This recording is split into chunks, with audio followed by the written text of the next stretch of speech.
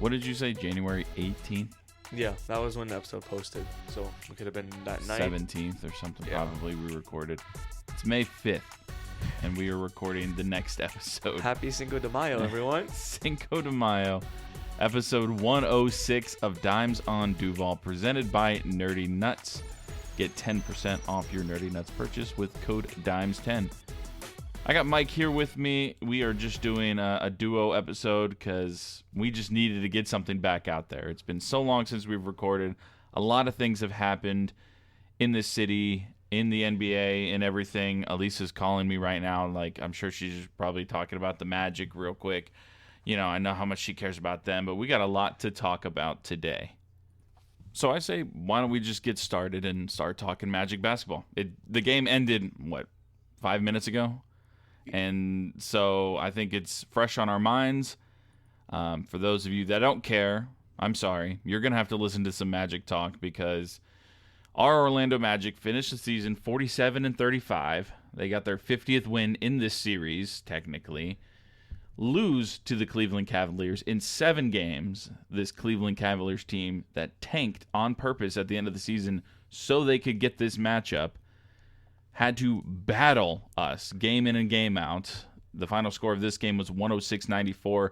It was only the second time in the entire series that they scored over 100 points. But Mike, we did just a quick Instagram post just a second ago. Oh, that was on Instagram? Yeah, that was on Instagram. So it's on our Dimes on Duval story if you want to check that out. But Donovan Mitchell was the story of the series. Yeah, I would say not just the game, the whole series, really. 39 points today, 50 in Game 6. Second most all-time in Game 6 and Game 7 combined, with Allen Iverson only scoring one more point, I believe. So that guy's tough. He's tough. But I don't really want to talk about the Cavs. I want to talk about us. Give me something that you I think you said you looked something up. A very bad stat. We can start with that and get it out of the way if you'd like. Let me pull it back up because I lost it at Twitter. But the Magic, definitely, I'm proud of this team. Don't get me wrong. But, man, that was honestly a rough third quarter to watch in Game 7. Yeah. That third quarter was the game-changing game-changing what am I looking for? The turn of the tide of the game. Yeah, the momentum switch. Yeah. Because here's the stat I found. Franz Wagner today in Game 7.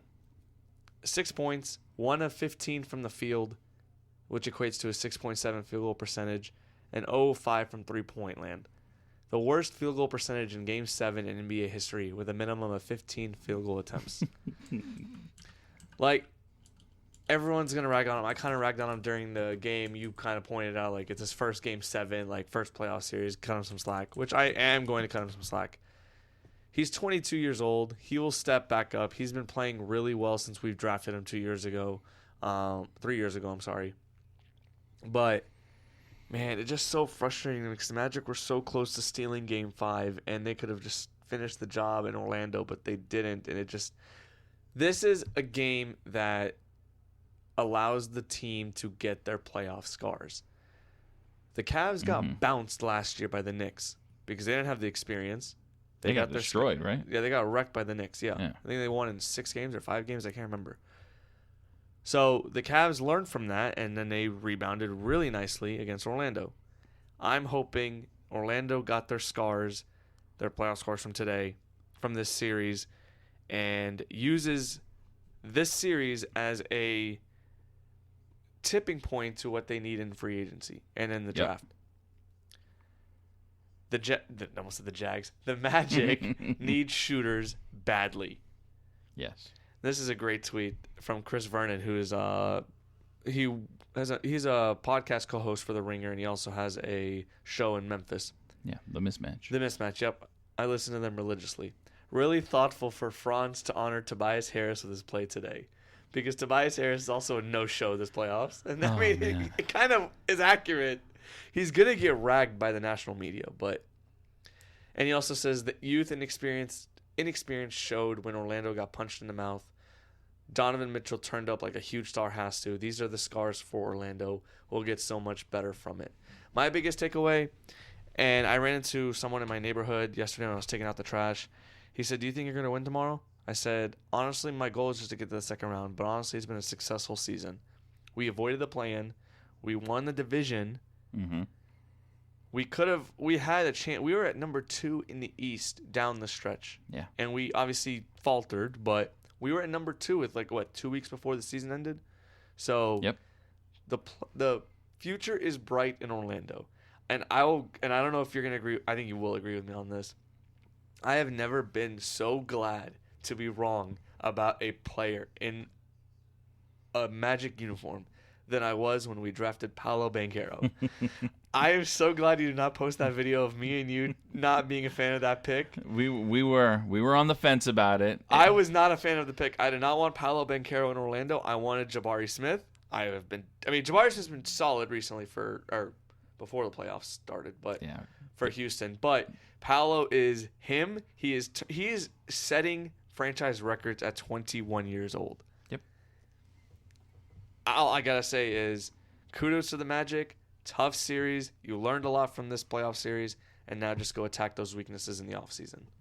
To just piggyback on your Paolo talk, I watched a couple videos during this playoff series about. So get this, all right. This is going to be a big 6 degrees of separation here. You've got Paolo Banchero trained with Kevin Durant this summer. Kevin Durant trained with Steve Nash when Steve Nash was his coach. Steve Nash trained with some EuroLeague coach that is a monumental guy in getting European guys to the NBA. He taught them the off-balance shot. And if you watch KD's pregame routine, he always does weird, crazy one-legged hops and takes a jump shot. That is because of Steve Nash and because of that coach. Paolo learned how to shoot like a European player. That's why you see Jokic and Doncic and all these other European guys that are so good, falling backwards, jumping sideways, stuff like that. That is how they are taught the game in Europe. And you could see that on display in this series. Paolo was making, game 6, game 5 even, he was making ridiculous jumping sideways, fading backwards shots that nobody should be making except if you're Paolo Banchero, apparently. So I'm very, very impressed with how Paolo played this entire series. Yes, he had that one game where he had 9 points. But to be fair, that was a blowout. We were up 20, 30 points, so he didn't really need to And Franz had a masterclass that game. Yeah. I mean, that was an incredible second player stepping up moment. He led the team in points, assists, and rebounds this season. I mean, it's ridiculous. We did not look like a young team is supposed to look in this playoff series. Correct. We didn't go out there. We didn't pull the DJ Augustine hits a game-winning 3 and then get smoked the rest of the series. God, DJ Augustine. We were in. I mean, game 1 and game 2 were tough. They were really tough. And I honestly, game 2 was over. I'm like, if we win 1, I'll be happy. Hopefully, it's game 3, the one that I'm at. What were you about to say? I would say all the games in Cleveland were close. Yeah. No, I mean, game 5 obviously is going to suck because of game 1 wasn't close. it was close towards until the last 2 minutes. Yeah. But game 5 was definitely the game where I'm like, God, we might regret that game. When Franz went off the pick and roll and got blocked by Mobley, he should have kicked it out to Banchero. Excellent block by Mobley. But, I mean, it's clear the Magic need shooting, and that weakness was exposed early in the series. They rebounded quite nicely in game 4 and 5. I'm sorry, 3 and 4. 3 and 4, yep. But it's a clear need. Scoring 121 points, which was the most points scored by any team in this series. That was the game I was at, where in the fourth quarter I was watching the draft on my phone because we were killing them so bad that I didn't have to be locked in. But that was a great experience. I'm so glad I got to go to Game 3. Next year, when we make the playoffs again, you are making time to be there. I don't care whose wedding or birthday or whatever it is, or graduation it is, you are fucking going to the game. I know. With me, and then man. Just one note on the series, last note on the Magic. Gary Harris needs to go. One of my friends, Will, he texted me. He said, "I hate Gary. I change the channel every time I see the ball in his hands. Gary Harris is the equivalent to Kaylavon Chason, and that's hilarious." Oh man, Well, with Gary, I'll just end it on this. Markelle Fultz, Gary Harris, Chuma Okeke, Goga Batadze all have expiring contracts. I don't see any of them returning. The only one maybe would be Markelle, but I don't know. After they sign Cole Anthony, I don't think they bring him back. I love Markelle Fultz more than probably most Magic fans do. I understand that he is most likely this year playing through that shoulder injury that has been plaguing him since he entered the league. He made some nice middies, man. He made some nice middies. No. He had some nice reverse layups in this series. He was not Markelle Fultz, dreadlock Markelle Fultz. He was not him. But we were showing flashes of that in this series, and his experience did help in that regard. Gary, I'm sorry. His defense was good, but the dude can't shoot the ball to save his life, and that's literally his job. Chuma's a bench guy, whatever. He probably won't be in the league next year. And Goga had a great run when Wendell was hurt, but I think we can get a better upgrade there. So shooting is the 100% most needed item on this Magic team. Yep, and we can talk about the future need or a player who could fit that in the offseason because obviously there's still playoffs going on, and one of them we may have just played against him today, so we'll see. Indeed. Donovan Mitchell maybe coming to Orlando. We'll see. Indeed. That's enough NBA talk. I know you guys likely tune out for that, but for those of you that don't tune out, let's see. You can fast forward to like the 11.5-minute mark, and they'll know. So I'm going to write that down so I can put that in the beginning. In the beginning. I was say I don't know why you're doing it in the middle. No. I'm saying it out loud in case I lose this piece of paper, which I shouldn't. So anyway, NFL talk, Jaguars talk. Yes. We stopped talking about the Jags. Well, we haven't recorded since they got eliminated in the playoff from the playoffs. So yeah, it's been a while. The end of the season, it was rough. The offseason, we saw some guys come in. I don't even know if we really even talked about them that much, but no, we definitely did. We didn't record since. No, I mean like honestly, just had conversations. Not even like record. Us? Oh yeah, nothing. No. I think I sent you Mac Jones ? When we signed him, and yeah, that might have been you guys were in Orlando. We were in Orlando for that, yeah. Which we were supposed to do a whole golf episode.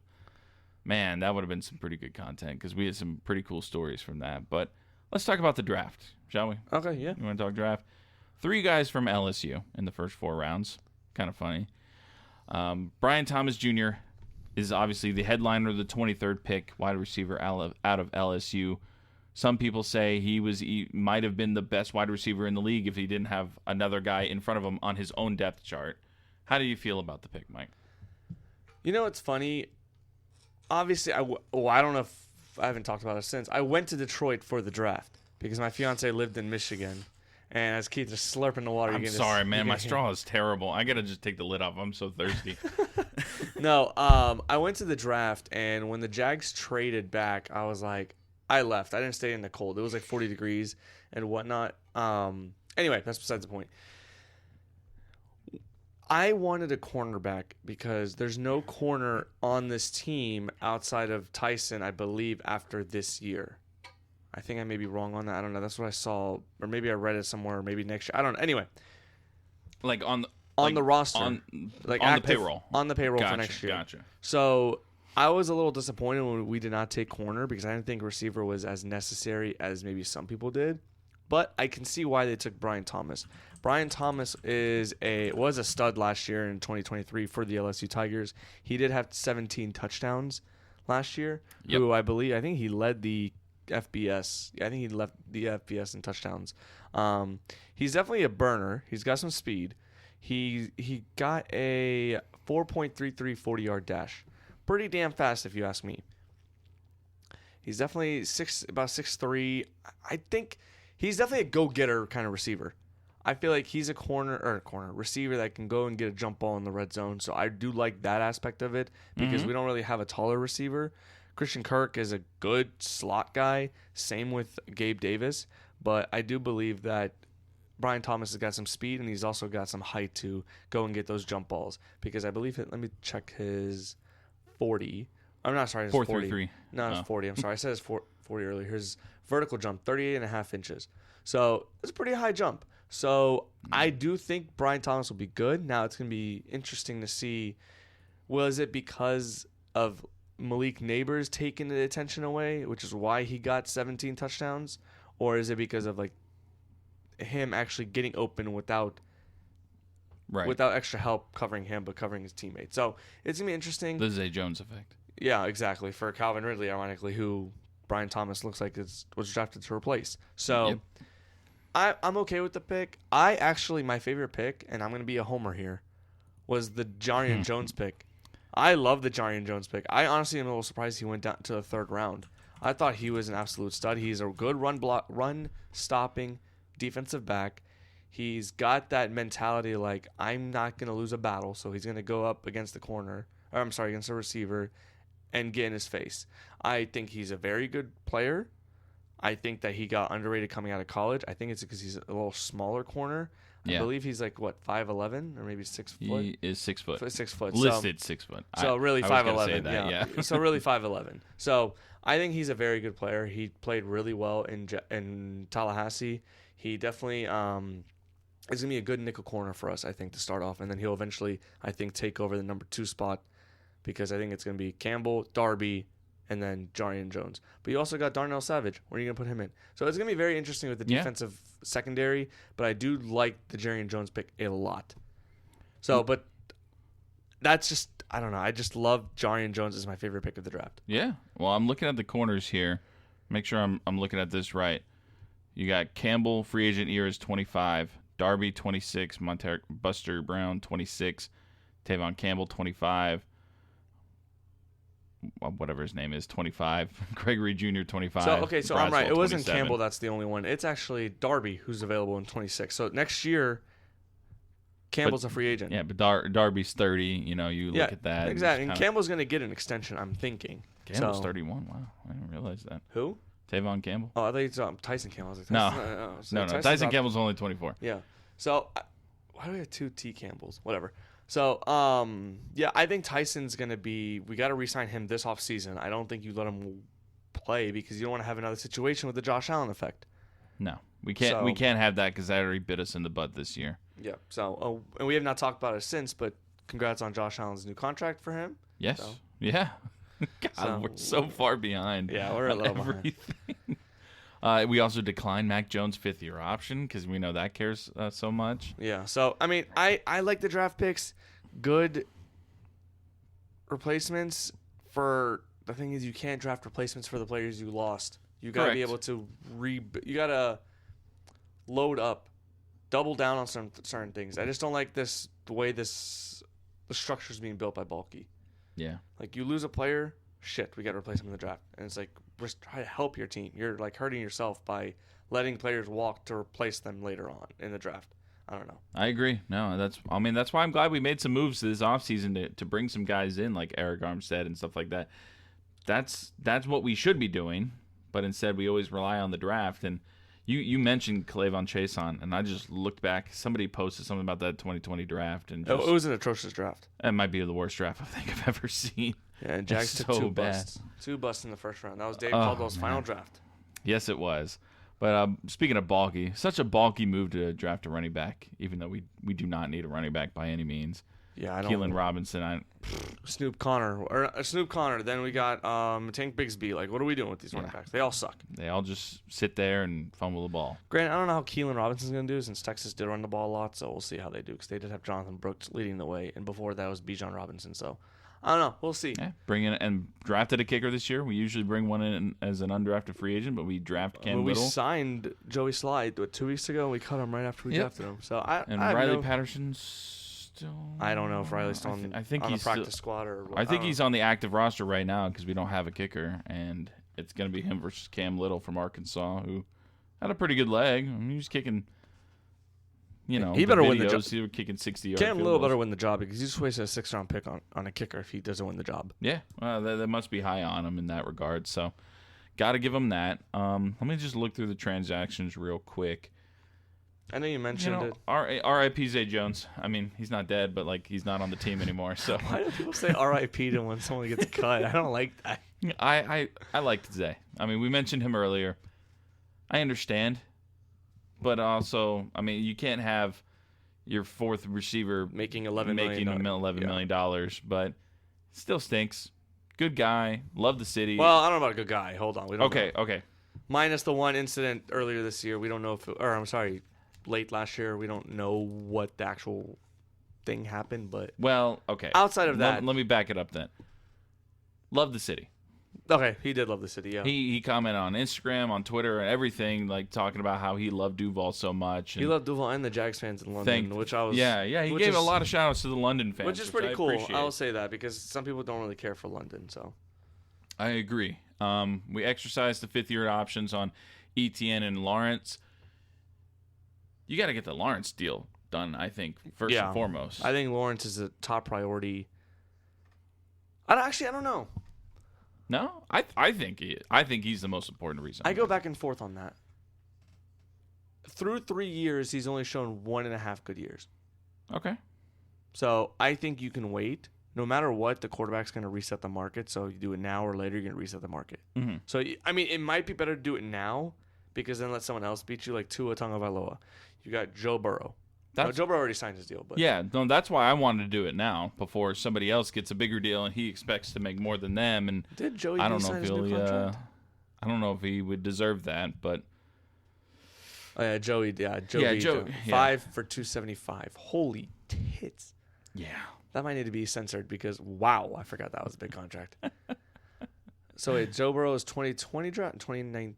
When was he drafted? 2020. So, 2021 would be Trevor. So, yeah, Trevor or Tua would be next. Or Herbert. Depends on who you think. Or no, Herbert's 2019. I thought Herbert was going to get traded draft night. I was surprised they didn't move him, but. No, never mind. Justin Herbert. I keep forgetting some of these players already got their contracts. 5-year, 262.5. Yeah, you got it. Yeah. Yeah, no. Yeah. Get him before Tua, he'll be fine. But Dolphins may not even sign Tua. That's true. There's a lot of things going on around the league, but I know we signed Foye Oluokun to an extension, which also kind of shows bad drafting in my opinion because you drafted Chad Muma and you drafted Devin Lloyd to possibly have both of them replace Foye, but clearly has not worked out through 2 years. So it's like they both still look lost on coverages sometimes. Yeah, so it's like you now putting extra money towards Oluokun when you could have put that elsewhere. So it just like there's the building aspect of it from this franchise just so concerning to me. And I don't know if I trust Balky going forward, but I mean right now we kind of have to because I don't see Balky leaving anytime soon, unfortunately. Unless we set him up somehow. Fake voicemails or something like that. No. Get him in trouble? No. I think he's got some dirt on Khan. That's the only reason why he's still a job. Probably. Or he's got dirt on Tony, and Tony just Tony's got a broken neck now. AEW fake he injury. Looks like such an idiot. That was on the TV. funniest shit on draft day. I'm literally at the draft, and obviously I don't see it. The next day I see it, I'm like, oh my god, that's so funny. I should have sent it to you. That is so funny. Because obviously everyone doesn't know like AEW, or was it Friday night that he got injured? I can't remember what day it was. Or maybe it was before, but it was right before. Oh my god, Tony Khan got, I don't even know what, pile drived or something. I don't know. I don't remember the technical term, but he was like his turned head was upside down and he got did, slammed like, to the ground. Fake slam, yeah. If you're listening, Osquay, I know you know the term. You just let me know and. Yeah, no, I know Osquay definitely knows. I did not watch AEW. No. We mentioned before Eric Armstead comes in. Think that's a good signing. That's a big signing. I love that signing when we signed him. I think it's a very good replacement. Or not replacement, just a very good addition to our D-line. Our front four is going to be nasty. Oh, yeah. Healthy. This is Saxonville-esque. I mean... Just got to hope we get to the... We got to get to the passer with multiple people, not just one. It can't be just Josh Allen and Trayvon Walker. Armstead will help and make a big difference, I think. And it might allow Josh and Trayvon to get the do what they're supposed to do. Yeah, exactly, off the edges. So we'll see. I'm a big fan of Armstead. I think that's a very good signing. So we'll agree. See. Darby coming in as experience in the cornerback room like that. Gabe Davis. I'm indifferent towards that. Not really like freaking out over it. Not really like sad about it. Devin Duvernay like that for the return aspect, especially. See you later, Jamal Agnew. Yeah. And then Darnell Savage coming in. I mean, I've seen better days from him in Green Bay, but I think he's a decent guy to bring in as well. No complaints from any of those guys, I think Gabe Davis is going to be very underrated. think he's going to come in like Zay, and people think, he was just mid. Why did we pay him this? And then he comes in and plays really well. Yeah. I think it's because I think people are so off on him because Josh Allen is such a bitch. Well, the Bills, Josh Allen. Let's clarify that. But clearly, sorry. But something about Josh Allen just makes me not think he likes his receivers or something. Like his receivers, Stephon Diggs is gone, and Gabe Davis was so boom or bust. But I think that's because Josh Allen is very deep ball reliant, and Gabe sometimes can't get there. I don't know. I think Gabe Davis will be a very good pickup for Jacksonville. He'll probably. 1,000 yards should be the goal for any of these receivers, but of course, I think it's doable, and I think Gabe Davis will be a very good player especially in the middle of the field. Him and Christian Kirk will just cause some DBs to go like, where did this guy go? I'm cool with that. And I think Duvernay much better than Agnew because he can actually be a receiving threat compared to Jamal Agnew, who's only in there for special packages. I think Duvernay will actually maybe cause some teams like think, okay, maybe it's going to go to him instead of like, oh, we already knew. Last 2 years, whenever Agnew was on the field, you knew the ball was going to him one way or another. It's just a matter of how. So now the defense is like, okay, let's go on Agnew. With Duvernay, I think you can't focus your attention on just him because they don't know who it's going to go to. I think Duvernay's a decent receiver, not great, but we'll see. I think the offense definitely got revamped. Mitch Morse was a big signing. That was the first signing of free agency. I like that one. That's one of my favorites. Because Foreigner's a fat fuck who can't block anything. So he's a revolving door. Yeah. So I like the Mitch Morse signing. So I'm a big fan of the free agency signings this year. So as we get closer to this season, obviously we're going to start seeing some more, maybe a few more moves and stuff being made. But I guess going towards the preseason, do you care more about seeing something come out of the offense, or do you care more to see something impressive come out of the defense? What's more important going into the season to you, offense or defense? Offense, because Trevor and the offense look like complete shit down the stretch. They look completely lost, and I think if we don't get the offense rolling quickly, I think we need to be scoring I think when Trevor trots out on the field, they should be scoring every time. That's what I want to see out of us in the preseason. Trevor comes out on the field, he scores, he goes out, then you bring in Mac Jones. Mac.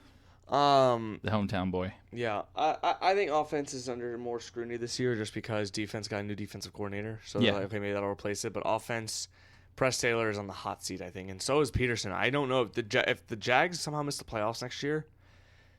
You got some questions to answer now. Doug, it's like, okay, is it really your fault or is it the way the team's built? And personally, I think it's the team building. And Keith is pulling up a red book and seeing. I think I made a prediction about Doug Peterson. No, I was just about to ask you one, maybe. Oh, okay. If you were still going, you could have. I think the offense is under more scrutiny going into this year overall. Do the Jags make the playoffs this year? Okay, so let's think about it. AFC East. Actually, you know what? I'm gonna actually back that up. Do the Jags win the division this year? I don't think so. I think Houston does win it, but it could be a close finish. You see that J.J. Watt said he'd return if they absolutely I was a little confused on that. I didn't click the link because I'm not clickbaiting that shit. I'm clickbaiting it right now. Is he talking about to play? Okay, there we go. I was wondering. I'd return if Texans need it. I was like, is as a coach or as a player? Man, he is not going to play. I'm a very fortunate, lucky man. I have a beautiful wife. I have a beautiful son. I've had 12 great years in this league, and I'm very thankful to have walked away healthy and playing great. I told D'Amico Ryans last year, don't call unless you absolutely need it, but if you ever do call, I'll be there. And he knows not to call unless he absolutely needs it. This is the last year I'll tell him that, but I'm not going to keep the train. I'm not going to keep the training the way I've been training. I hate J.J. Watt. He's such a clown. He's like corny. Anyway, no, man, I do want to say they win a division, but also I just think Houston's too talented right now, and I don't think we can keep up with them. So I think Houston's going to win a division. But to answer your questions about playoffs, let's see. It's 7 teams in the playoffs, 4 division winners, so 3 wild cards. You got AFC East. I think just the Bills. I'm sorry, not the Bills. Bills aren't making the playoffs, I think. I think the Jets or Dolphins. So I think the Jets will win that. AFC North, I think 3 teams are going. And AFC West, I think only 1's going. Maybe 2. Yeah, I think they can make it because 2. With the extended playoffs, I'd be really upset if we didn't make it. I don't know, man. Cincinnati and Baltimore, I think, are locks. It's just a matter of who's winning the division. Jets, I think, are a lock if Rodgers is healthy. AFC South, Houston, and then Denver, no. Kansas City, yes. Chargers is a question mark for me. If Harbaugh gets them rolling, but I don't think they're going to get it the first year. So maybe I think the Jaguars should make the playoffs. I have a bet on them to make the playoffs, so I think they're making the playoffs. Like a personal bet or like actual wager? Your own weight. Okay. Actual money. Okay, I think that's fair. I think that's very fair. It's gonna be a year. I don't like my feeling going into the season. Usually, like going into last year, I was super confident because of the year before. This year, I've taken that step back, and it's more of a prove it to me year for the Jags, and I don't like having to be in that situation. We shouldn't be in this situation. We should be saying, bring it on, Houston. Now it's more like, crap, man, we got to go to Houston again, and I don't like that feeling at all. So I did have one more thing, but we never did Mike's MLB update for the season. Oh. You haven't picked the World Series. And let me just look at the standings because I don't. No, I know you don't have them. I mean, I have them right here, but I wanted the Mike pick. You know, the season is still very young. Yeah, so early. You can get away with it. Let me scoot under here. We're 30 games into what, 162? Yes. Where are you?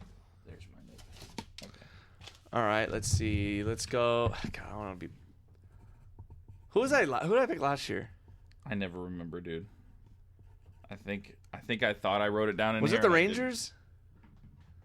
Because I know they won. Because I know maybe did it for Kevin because Kevin lives in Texas. So that's what I'm thinking. I think that's what you said, but I don't think it's in here, and I'm really upset because it should be.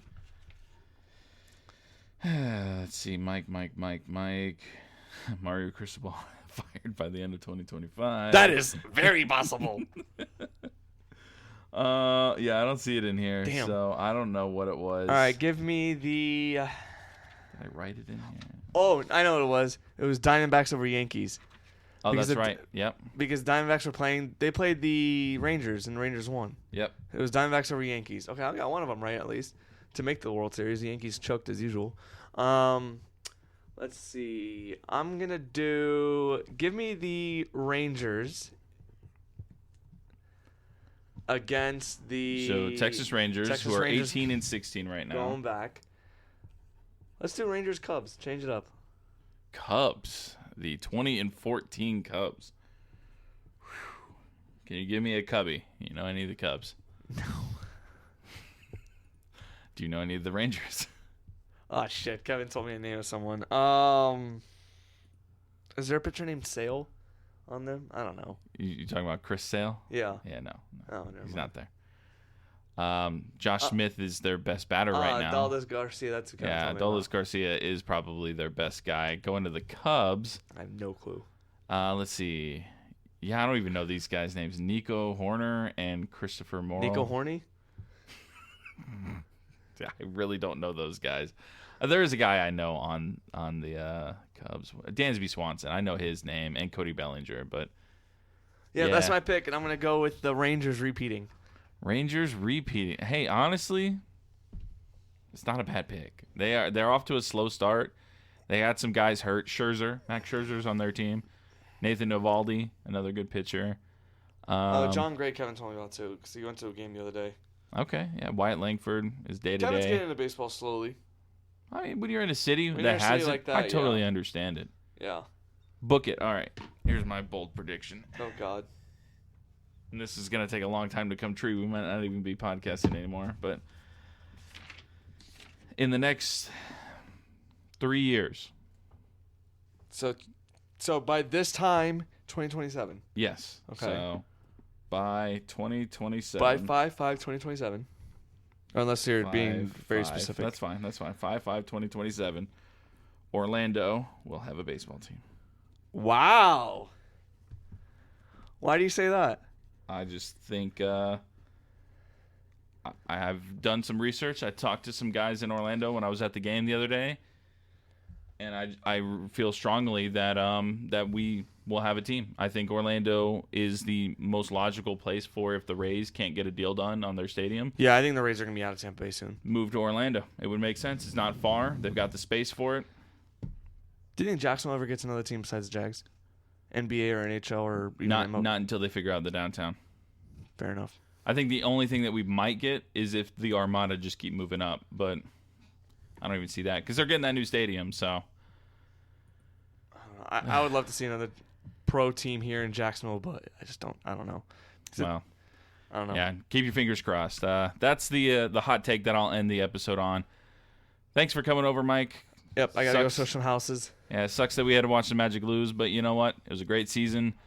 Jaguars have a long season ahead. I think we have like 7 Saturdays or 17 Saturdays until college football is back or something. So And schedule release comes out later this month, so maybe we'll get together for a schedule episode with Skylar. So we're we'll gonna see. have to. We got to do our tradition with that. So with that being said, this has been another episode of Dimes on Duval presented by Nerdy Nuts. He's Mike Yaji. I'm Keith Manzi, and we'll catch you all in the next one. Go Jags and everybody in. Go Magic, baby. Go Magic.